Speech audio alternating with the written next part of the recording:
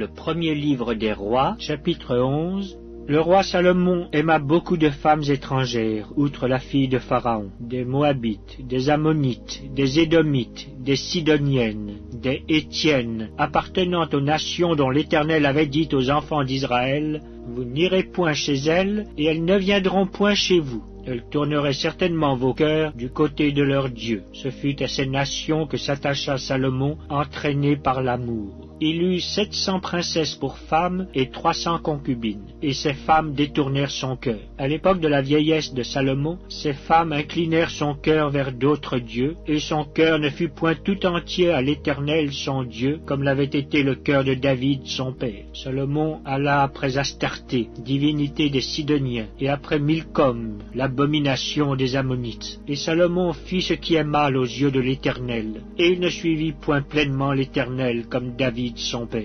Alors Salomon bâtit sur la montagne qui est en face de Jérusalem un haut lieu pour Kémosh, l'abomination de Moab, et pour Moloch, l'abomination des fils d'Ammon. Et il fit ainsi pour toutes ces femmes étrangères qui offraient des parfums et des sacrifices à leur Dieu. L'Éternel fut irrité contre Salomon parce qu'il avait détourné son cœur de l'Éternel, le Dieu d'Israël, qui lui était apparu 2 fois. Il lui avait à cet égard défendu d'aller après d'autres dieux. Mais Salomon n'observa point les ordres de l'Éternel. Et l'Éternel dit à Salomon, « Puisque tu as agi de la sorte, et que tu n'as point observé mon alliance et mes lois que je t'avais prescrites, je déchirerai le royaume de dessus toi, et je le donnerai à ton serviteur. Seulement je ne le ferai point pendant ta vie, à cause de David ton père. C'est de la main de ton fils que je l'arracherai. Je n'arracherai cependant pas tout le royaume. Je laisserai une tribu à ton fils à cause de David mon serviteur et à cause de Jérusalem que j'ai choisi. L'Éternel suscita un ennemi à Salomon, Hadad, l'Édomite, de la race royale d'Édom.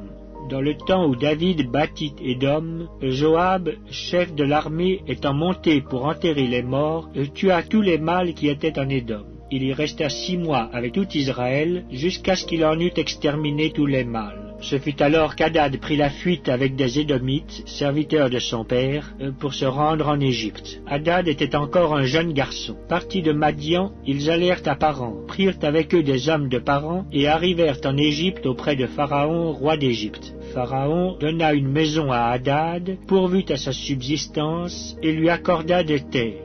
Hadad trouva grâce aux yeux de Pharaon, à tel point que Pharaon lui donna pour femme la sœur de sa femme, la sœur de la reine Tachpénès. La sœur de Tachpénès lui enfanta son fils Genubat. Tachpénès le sevra dans la maison de Pharaon, et Genubat fut dans la maison de Pharaon, au milieu des enfants de Pharaon.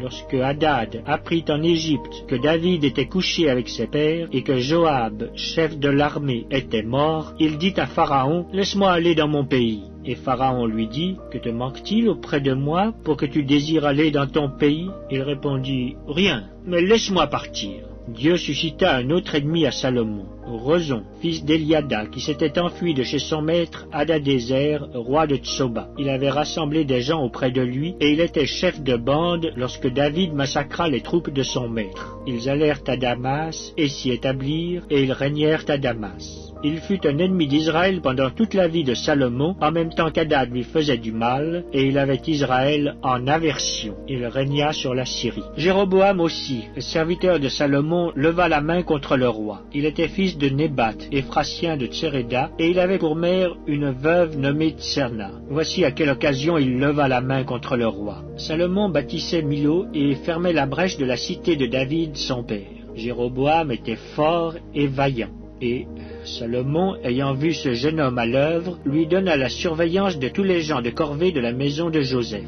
Dans ce temps-là, Jéroboam, étant sorti de Jérusalem, fut rencontré en chemin par le prophète Achija de Silo, revêtu d'un manteau neuf. Ils étaient tous deux seuls dans les champs. Achija saisit le manteau neuf qu'il avait sur lui, le déchira en 12 morceaux et dit à Jéroboam, « Prends pour toi 10 morceaux, car ainsi parle l'Éternel, le Dieu d'Israël.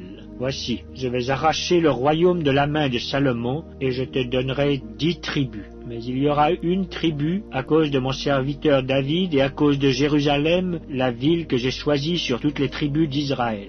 et cela parce qu'ils m'ont abandonné, et se sont prosternés devant Astarté, divinité des Sidoniens, devant Kémosh, dieu de Moab, et devant Milcom, dieu des fils d'Ammon, et parce qu'ils n'ont point marché dans mes voies pour faire ce qui est droit à mes yeux, et pour observer mes lois et mes ordonnances, comme l'a fait David, père de Salomon. Je n'ôterai pas de sa main tout le royaume, car je le maintiendrai prince tout le temps de sa vie, à cause de David, mon serviteur, que j'ai choisi et qui a observé mes commandements et mes lois. Mais j'ôterai le royaume de la main de son fils, et je t'en donnerai 10 tribus. Je laisserai une tribu à son fils, afin que David, mon serviteur, ait toujours une lampe devant moi, à Jérusalem, la ville que j'ai choisie pour y mettre mon nom. Je te prendrai, et tu régneras sur tout ce que ton âme désirera. Tu seras roi d'Israël.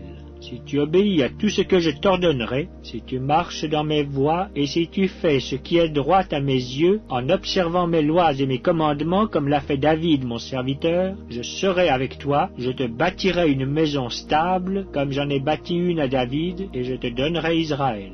J'humilierai par là la postérité de David, mais ce ne sera pas pour toujours. Salomon chercha à faire mourir Jéroboam, et Jéroboam se leva et s'enfuit en Égypte auprès de Shishak, roi d'Égypte. Il demeura en Égypte jusqu'à la mort de Salomon. Le reste des actions de Salomon, tout ce qu'il a fait et sa sagesse, cela n'est-il pas écrit dans le livre des actes de Salomon? Salomon régna 40 ans à Jérusalem sur tout Israël. Puis Salomon se coucha avec ses pères, et il fut enterré dans la ville de David son père. Roboam, son fils, régna à sa place.